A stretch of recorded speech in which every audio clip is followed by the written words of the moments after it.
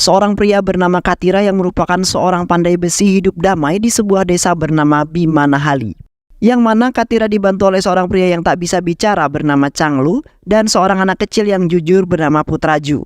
Saat ini Katira hanya tinggal bersama ibunya saja karena ayahnya sudah lama meninggoy karena terkena sebuah penyakit yang sangat mengenaskan. Di samping itu Katira memiliki kakak perempuan yang bernama Kumari dan kakak ipar bernama Mahadevana. Mahadev dan Kumari baru saja dikaruniai satu orang anak setelah menikah 16 tahun lamanya. Karena ada kelainan sedikit pada rahim Kumari, Mahadevana adalah seorang pria yang sangat jujur dan juga baik hati. Di saat itu Mahadev dan Kumari telah menganggap Katira seperti anaknya sendiri sebelum Kumari dikaruniai seorang anak.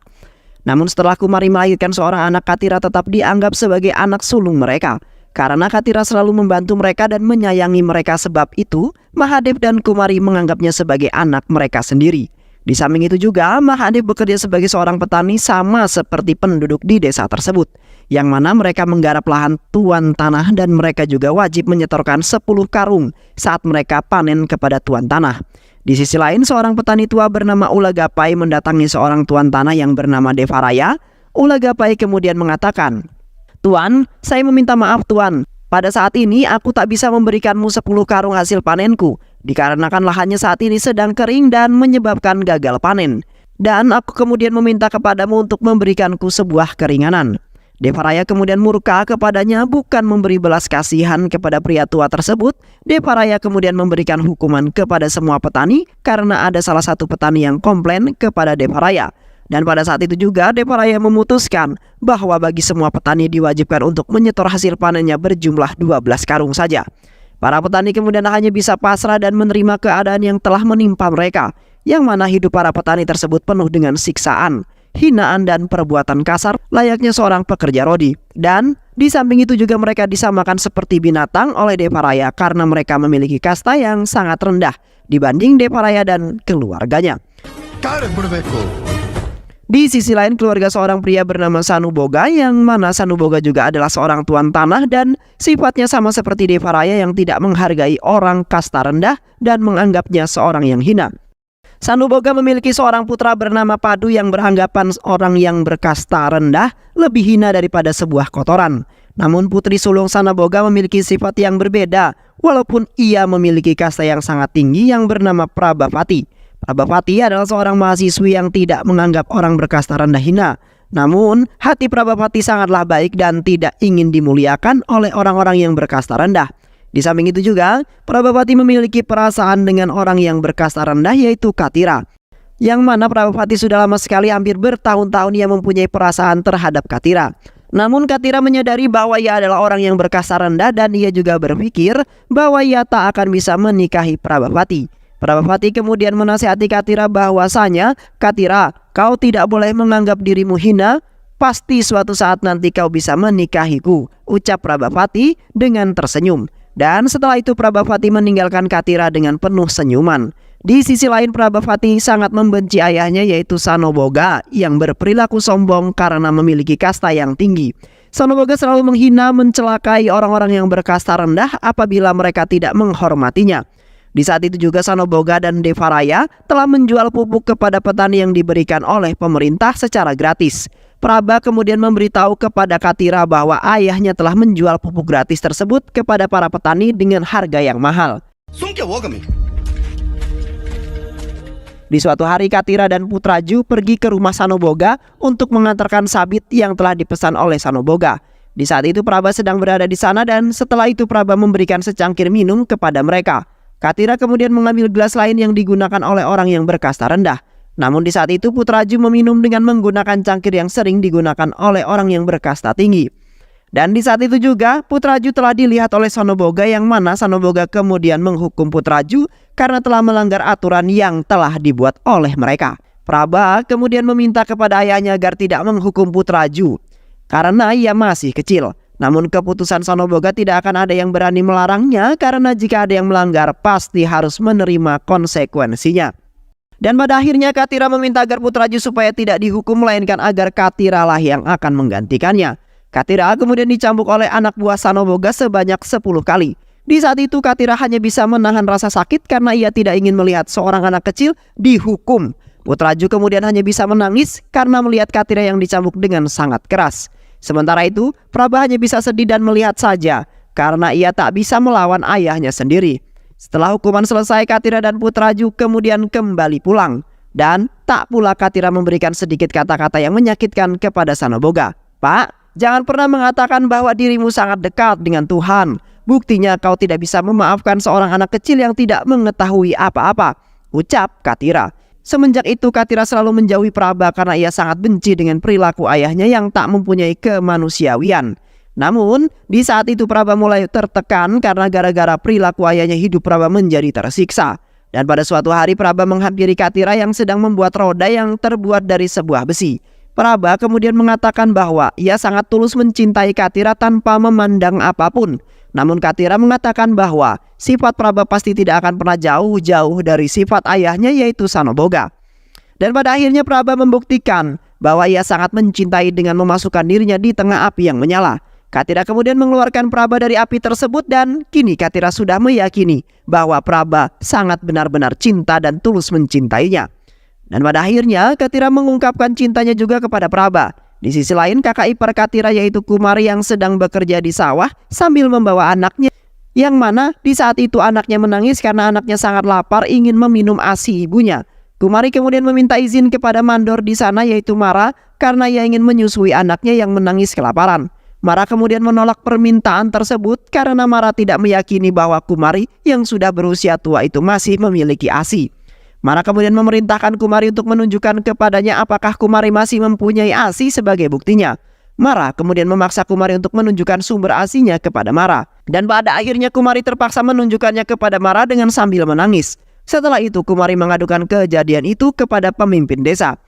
Changlu kemudian pergi menghampiri Katira karena ia mengetahui bahwa Kumari pergi ke pemimpin desa untuk mengadukan sesuatu. Katira kemudian bergegas ke pemimpin desa untuk menghampiri Kumari di sana. Dan setelah itu Katira menanyakan kepada kakak iparnya yaitu Kumari dan Devana. Namun mereka hanya terdiam dan menangisi di hadapan Katira seperti memendam sesuatu. Katira kemudian memaksa Devana untuk mengatakan yang sejujurnya kepada Katira dan akhirnya Devana mengatakan dengan jujur bahwa Kumari telah dilecehkan dengan tidak wajar oleh Mara saat di ladang tadi. Katira kemudian mengamuk lalu menghampiri Mara dan menendangnya hingga terpental. Di saat itu emosi Katira sudah tak terkendali sehingga beberapa orang yang mencegahnya agar tidak terus mengejar Mara tidak bisa menahan sama sekali. Tak lama kemudian Devaraya keluar karena ia mendengar suara yang sangat bising dari arah luar. Karena di saat itu Katira masih mencekik Mara walaupun Devara keluar. Devaraya kemudian memarahi Katira bukannya membelanya karena di samping itu Katira telah main hakim sendiri. Dan di samping itu juga Devaraya sangat mengetahui persis bahwa Mara tidak pernah melecehkan seseorang termasuk Kumari. Setelah itu Katira mengatakan, Mara memang tak pernah melecehkan Kumari. Namun mata Mara yang telah melihat yang seharusnya tidak boleh dilihat selain suaminya Kumari. Katira kemudian mencongkel mata kiri Mara karena Kumari telah ternodai oleh mata Mara yang melihat gunungnya Kumari. Orang-orang kemudian kaget setelah melihat kejadian tersebut termasuk Devaraya. Devaraya kemudian memberikan hukuman kepada Katira yang mana ia diperintah untuk membawa Holy Mari atau darah kerbau yang berada di acara festival di desa Malakanere. Namun ibunya bersikeras meminta kepada Devaraya agar memaafkan kesalahan yang telah diperbuat oleh Katira. Karena Holy Mari itu dijaga oleh orang-orang yang bersenjata yang sangat tangguh. Dan jika Devaraya mengirimkan Katira ke sana sama saja kau menyerahkan nyawa anaknya yaitu Katira kepada mereka. Devaraya tetap memutuskan bahwa Katira harus menerima konsekuensi jikalau ia melakukan kesalahan. Dan setiap keputusan yang telah diputuskan oleh pimpinan desa atau orang yang berkasta tinggi harus diikuti bagi orang-orang yang berkasta rendah. Setelah itu keluarga Katira kebingungan karena keluarganya akhir-akhir ini terkena sebuah masalah. Sehingga mereka tidak ingin makan bahkan melakukan hal apapun dan hanya terdiam saja. Namun Katira justru tenang-tenang saja karena ia tidak ingin diinjak-injak oleh orang berkasta tinggi. Yang mana para petani bekerja keras di ladang untuk mencukupi kebutuhan keluarganya. Sementara itu mereka hanya menikmati saja dan menindas kita semau mereka. Katira berniatan ingin mengangkat derajat keluarganya dan para petani tersebut. Dan pada akhirnya Katira akan nekat mengambil Holy Mari tersebut. Keesokan harinya acara yang digelar 3 tahun sekali itu pun akhirnya dimulai. Yang mana acara tersebut diadakan oleh tuan tanah desa tersebut yang bernama Kaligouda. Dan terlihat seluruh perwakilan dari 10 desa yang diundang sudah hadir dalam acara tersebut. Setiap acara diadakan tidak ada warga lain yang berani mengambil darah Holimari tersebut karena mereka takut dengan Kaligoda dan anak buahnya. Namun di saat pendeta mengumumkan bahwa siapa saja boleh membawa Holimari tersebut ke desanya. Karena Holimari diramalkan bisa menjadikan desa subur dan makmur sehingga rakyat tercukupi. Dan terlihat orang-orang tertunduk ketakutan, namun hanya Katiralah yang mengangkat tangan karena sedia membawa Holimari tersebut ke desanya. Katira kemudian menyeburkan telapak tangannya ke dalam darah Holimari tersebut. Katira kemudian mengatakan bahwa ia siap membawa ke desanya yang ingin menuju kemakmuran saat ini. Namun di samping itu Kaligoda tidak diam saja, yang mana Kaligoda langsung mempersiapkan puluhan anak buahnya untuk membunuh Katira. Di saat Katira ingin kembali ke desanya, tiba-tiba saja Katira diserang oleh anak buah Kaligoda yang membawa senjata tajam. Namun karena Katira adalah orang yang gagah dan perkasa, maka Katira dengan santai menghabisi mereka. Katira kemudian berlari dengan sangat kencang sembari menjaga darah Holimari yang berada di tangannya. Setelah ingin sampai di desanya, tiba-tiba saja Katira ditaburi bubuk cabai oleh sekelompok ibu-ibu yang membuat mata Katira kepedasan dan penglihatan Katira semakin terhalang. Dan beruntungnya Kumari dengan cepat membawakan air lalu menyiramkan ke wajah Katira yang terkena bubuk cabai. Dan setelah itu Katira menghabisi lawannya dengan hanya menggunakan sebuah roda saja. Akhirnya Katira sampai di desa tersebut dengan membawa darah Holimari di tangannya. Katira kemudian menempelkan Holimari tersebut dengan sesuai ajaran adat mereka, dan terlihat keluarga dan warga petani menjadi bahagia setelah melihat keberhasilan Katira. Beberapa minggu kemudian hujan pun turun menghujani kebun, ladang beserta pesawahan mereka, yang membuat kemajuan serta kemakmuran pada kehidupan seluruh petani di desa tersebut. Dan di samping itu juga terlihat Praba pulang dengan penuh keceriaan sembari membawa koran. Yang mana isi koran tersebut adalah rancangan undang-undang reformasi pertahanan telah disetujui oleh pemerintah. Bahwasanya petani yang menggarap ladang tersebut akan dibuatkan surat tanah yang ketika itu tuan tanah tidak bisa memperbudak petani dan menikmati hasil mereka lagi. Praba sudah lama sekali memberikan usulan itu kepada pemerintah. Dan beruntungnya berkat Halimori yang Katira bawa ke dalam desa, desa itu menjadi makmur dan subur. Dan pada saat ini pernyataan tersebut sudah disetujui oleh pemerintah. Katira kemudian mengajak Praba untuk memberitahu berita itu kepada semua para petani. Namun di saat itu sebagian para petani ada yang agak kurang percaya mengenai berita tersebut. Dan pada akhirnya Praba dan Katira mengajak sebagian petani ke kantor desa untuk membuktikannya. Setelah itu Cinayarap memberikan sebuah keputusan dari pemerintah bahwa undang-undang tersebut telah disahkan.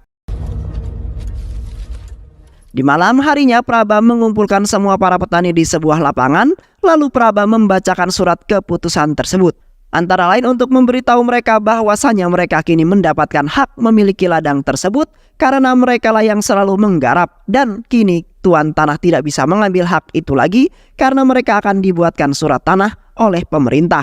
Namun di saat itu salah satu anak buah Devaraya menolak persetujuan tersebut, yang mana ia akan mencabut hak mereka dan memerintah para petani datang ke ladang esok hari. Setelah itu Praba dan Katira pergi ke rumah Devaraya bersama semua para petani sembari membawa obor.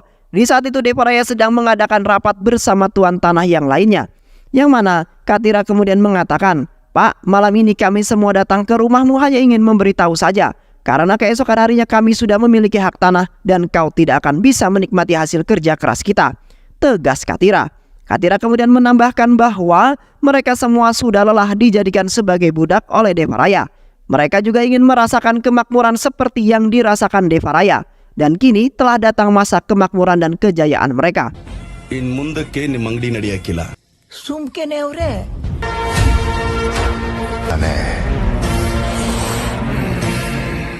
Keesokan harinya Praba diajak ke rumah calon suami yang mana calonnya tersebut memiliki kasta yang tinggi dibandingkan Katira. Karena Devaraya sudah kesal kepada Praba bahwa Praba telah membela orang yang berkasta rendah. Saat di pertengahan jalan tiba-tiba saja mereka dihadang oleh Katira bersama Mahadevana. Mahadevana kemudian menghampiri Devaraya lalu mengatakan bahwa ia akan menikahkan Katira kepada putrinya yaitu Praba. Karena mereka sudah mempunyai hubungan sudah lama sekali. Devaraya tidak bisa melakukan apapun karena Devaraya sangat takut dengan keganasan Katira. Devaraya kemudian membawa Praba ke hadapan mereka lalu memerintahkan Praba untuk memilih Katira atau keluarganya. Tanpa basa-basi lagi Praba kemudian langsung mengatakan bahwa ia akan memilih Katira ketimbang keluarganya. Sontak hati Devara langsung hancur melihat putrinya mempermalukan keluarganya di hadapan orang-orang banyak. Dan setelah itu Devaraya memutuskan bahwa Praba sudah tiada dan tidak lagi memiliki kasta yang sama seperti keluarga Devaraya. Praba memutuskan memilih Katira karena dahulu di saat Praba di usia remaja mengalami kecelakaan. Katira kemudian menolong Praba lalu melarikan ke rumah sakit, dan tak lupa juga Katira telah mendonorkan darahnya untuk Praba. Karena di saat itu Praba sangat kritis dan kekurangan banyak darah.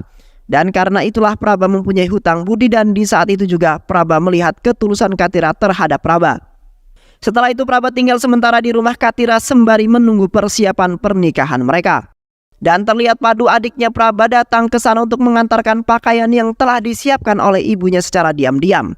Di sisi lain, Devaraya bersama dengan tuan tanah lainnya mengadakan rapat untuk menggagalkan pernyataan reformasi tersebut.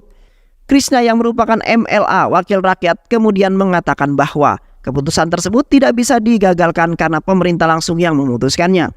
Namun Devaraya bisa saja menggagalkan dengan cara ketika tim survei ladang itu datang untuk melihat para petani. Devaraya harus menyembunyikan para petani agar tidak ke ladang, dan setelah itu mereka akan menggagalkan pernyataan tersebut karena tidak ada satu orang pun yang menggarap ladang tersebut, dan otomatis ladang tersebut akan tetap menjadi tuan tanah. Devaraya kemudian menyetujui saran Krishna. Namun sebelumnya itu mereka harus menyingkirkan Katira terlebih dahulu karena pasti akan memberontak kepada mereka. Yang mana Devaraya hanya bisa menggunakan satu cara, yaitu dengan menggunakan polisi. Dan setelah itu baru mereka bisa menghalangi petani tersebut untuk ke ladang. Keesokan harinya polisi datang untuk menggerebek rumah Katira yang mana mereka telah dibayar mahal oleh Devaraya dan ingin menjebak Katira dengan kasus penyelundupan kayu cendana merah yang mereka sudah rencanakan, dan akhirnya Katira dijebloskan ke penjara karena sudah jelas bahwa kayu tersebut berada di rumah Katira. Di kantor polisi di mana Katira disiksa oleh polisi karena dipaksa untuk mengaku bahwa ia pencurinya. Namun Katira hanya tertawa melihat kelakuan polisi terhadapnya, yang mana polisi telah dibayar mahal untuk menjebak Katira agar bisa dijebloskan ke dalam penjara. Di sisi lain terlihat Praba pergi kemana-mana untuk mencari pengacara yang bisa membantu membebaskan Katira dari dalam penjara. Namun tidak ada satupun yang mau membantu mereka. Sementara itu anak buah Devaraya menghentikan para petani agar tidak pergi ke ladang untuk sementara waktu. Yang mana jika para petani keluar untuk ke ladang maka mereka akan menghabisi mereka di tempat itu juga. Praba kemudian memberanikan diri pergi ke rumah ayahnya karena tidak memiliki pilihan lain. Seketika Devaraya langsung menolak permintaan Praba karena ayahnya sudah tidak menganggap Praba sebagai keluarganya lagi. Dan kini Praba memiliki kedudukan kasta yang paling rendah karena sudah memilih Katira. Praba kemudian pulang dengan perasaan yang sakit karena Praba sudah tidak dianggap sebagai anaknya Devaraya lagi. Dan pada akhirnya Changlu yang bisu terpaksa mengaku bahwa ialah yang telah mencuri kayu cendana merah tersebut. Dan akhirnya Katira bisa keluar dari dalam penjara lalu membasmi anak buah Devaraya yang saat ini menindas para petani. Katira kemudian memimpin para petani bersama-sama pergi ke ladang. Anak buah Devaraya kemudian lari ketakutan setelah melihat kembalinya Katira ke desa tersebut. Katira kemudian menasihati para petani, "Wahai semua para petani, tolong dengarkan saya. Kini kita harus bersatu untuk menciptakan kemakmuran untuk desa dan para petani. Dan kini kita tidak boleh takut dengan penindasan Devaraya," tegas Katira. Dan setelah itu Katira memimpin pasukan gerakan Selendang Hijau yang sama-sama bersatu membuat desa menjadi makmur dan kini tersebar kemana-mana.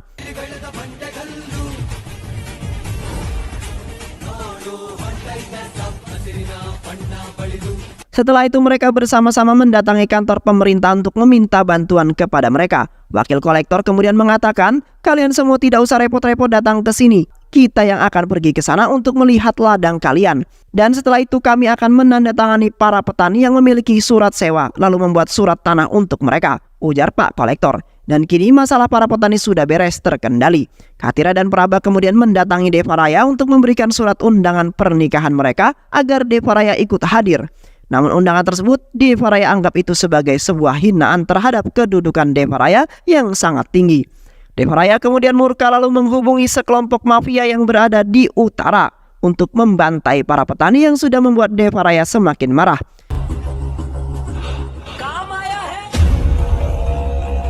Setelah itu Katira dan Praba sedang melakukan adat sebelum melangsungkan pernikahan.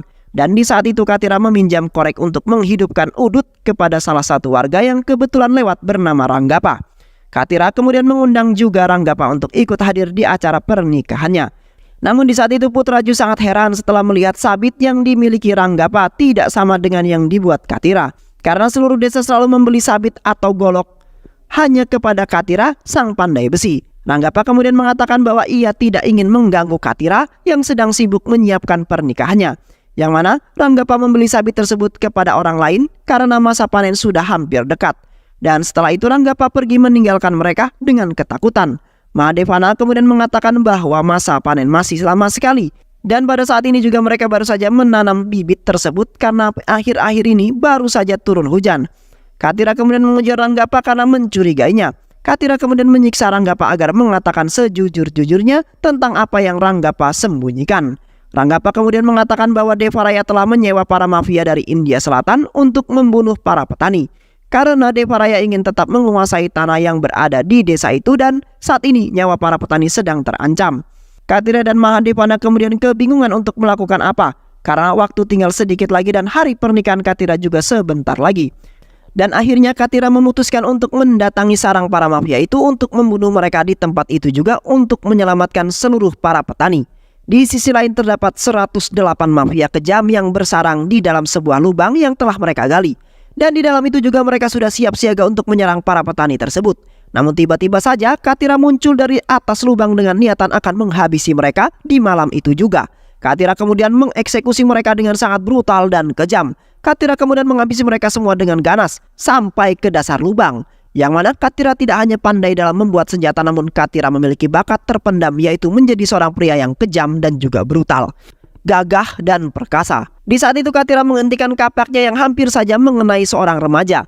Namun di saat itu mata Katira terkena tebasan pedang yang membuat Katira terjatuh kesakitan. Mafia itu kemudian bergegas berlari menuju ke atas untuk menjalankan misi mereka. Namun tiba-tiba saja Katira bangkit kembali dengan membawa pedangnya lalu menghabisi mereka dengan amarah yang meluap-luap. Sehingga para mafia yang kejam tersebut tewas di dalam lubang tersebut tanpa tersisa satu pun.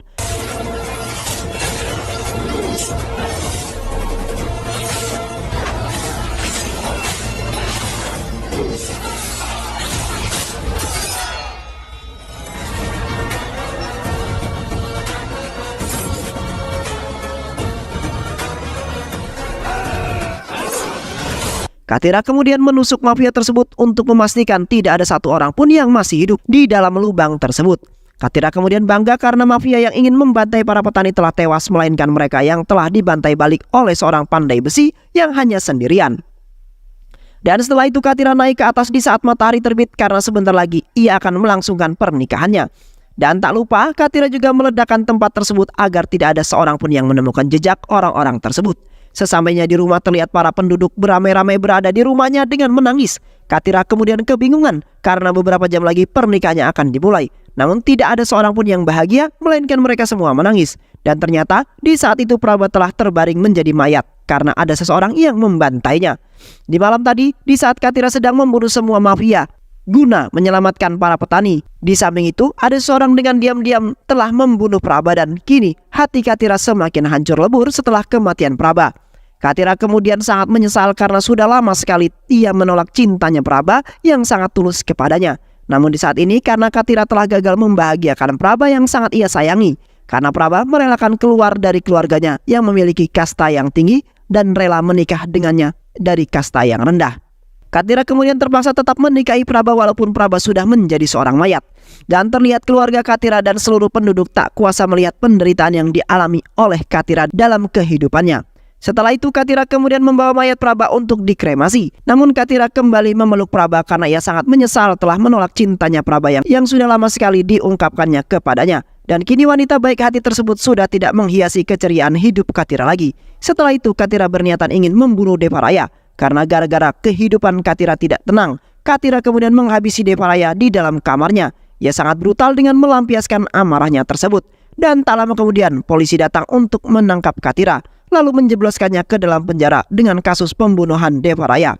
15 tahun kemudian penggalian di desa Bimahali untuk membuat kanal, yang mana para pekerja menemukan kerangka-kerangka manusia banyak yang terkubur di dalam lubang tersebut, lalu melaporkannya kepada para polisi.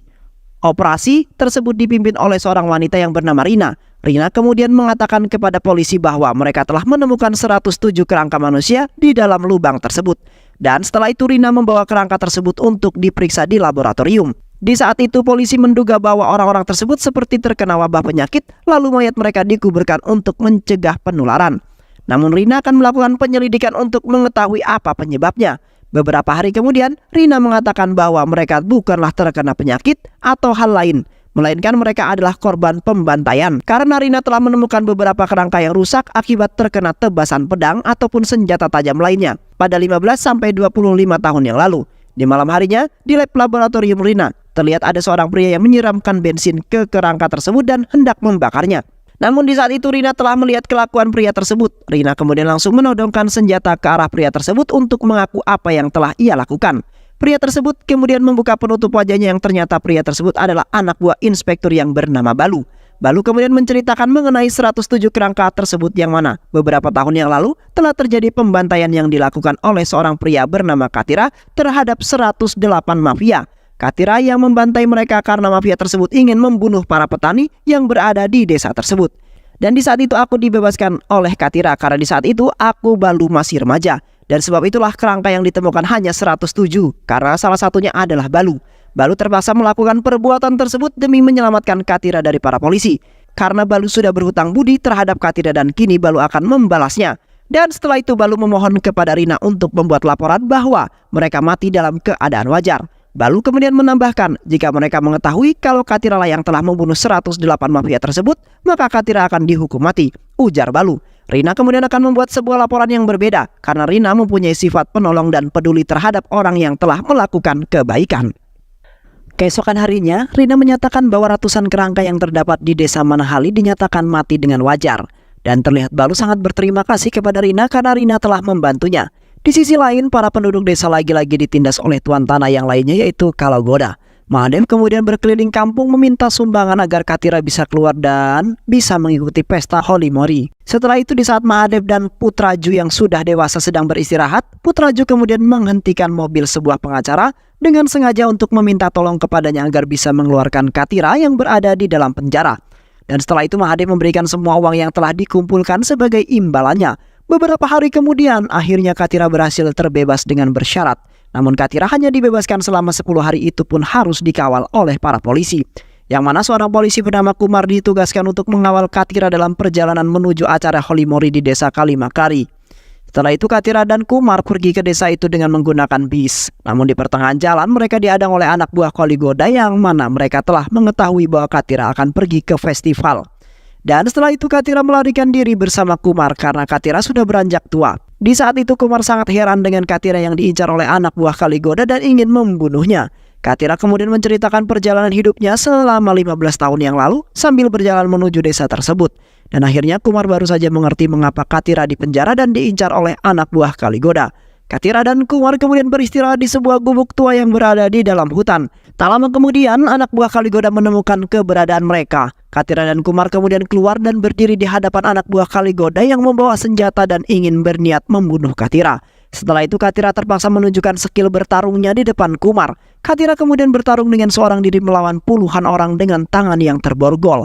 Dan di saat itu Kumar hanya melongo melihat kehebatan Katira yang sangat brutal walaupun Katira sudah tua dan tangannya masih terborgol. Dan akhirnya Katira berhasil menghabisi mereka. Setelah itu Katira dan Kumar kembali ke desa Katira berasal yaitu desa Bima Hanahali. Terlihat keluarga Katira dan seluruh penduduk desa nampak sangat bahagia setelah kedatangan Katira di desanya. Dan setelah itu mereka menceritakan di mana mereka selalu ditindas oleh Kaligoda dan saat ini desa sangat kekeringan. Penduduk desa kemudian meminta kepada Katira untuk membawa darah Holy Mari ke desanya kembali seperti 15 tahun yang lalu. Yang mana desa serta penduduk desa akan makmur kembali dan hujan akan mengguyur desa itu kembali. Keesokan harinya acara festival Holy Mari pun digelar di desa Kalimakiri. Seperti biasa para penduduk desa ikut hadir dalam acara festival tersebut. Dan di samping itu juga Kaligoda telah menyiapkan puluhan pasukan untuk menghalangi Katira yang ingin mencoba mengambil darah Holy Mari tersebut. Kerbau yang ingin dikorbankan masuk ke acara tersebut, namun tiba-tiba saja kerbau tersebut mengamuk dan beruntungnya Katira menjinakkan kerbau tersebut dan membawa kerbau tersebut untuk mengorbankannya. Sementara itu kepemimpinan telah jatuh ke tangan anak Devaraya yaitu Padu. Katira kemudian mengeluarkan sebuah pisau lalu mengatakan bahwa Katira sudah mengetahui kalau Padulah yang telah membunuh Praba. Di saat itu Padu telah menusukkan pisau ke perut Praba karena ia mempunyai dendam terhadap Praba. Karena Praba telah memilih menikah dengan orang yang berkasta rendah yaitu Katira yang meninggalkan keluarganya. yang mana seorang pria yang berada di lokasi pembunuhan tersebut telah memberitahu kepada Katira saat di dalam penjara. Padu kemudian menebaskan pisau ke badan Katira lalu terpaksa mengakui kesalahannya, yang mana ia lebih mementingkan kasta daripada mementingkan keluarganya sendiri. Karena kasta lebih menguntungkan dan memberikan harta yang melimpah sehingga ia hidup dengan aman dan damai tanpa harus mempunyai keluarga. Padu kemudian ingin membunuh Katira, namun kini Katira yang akan membunuhnya dengan memenggal kepala Padu sembari membalaskan dendam Praba. Katira kemudian meminta kepada semua penduduk agar tidak untuk melakukan tradisi Holy Mari lagi, karena dengan itu menjadikan perbedaan perilaku dan kehormatan yang mengakibatkan terjadinya pertumpahan darah antara manusia. Katira kemudian melepaskan kerbau tersebut lalu meminta kepada penduduk agar saling hidup rukun. Seketika orang yang menangis terharu setelah mendengar nasihat yang diucapkan oleh Katira.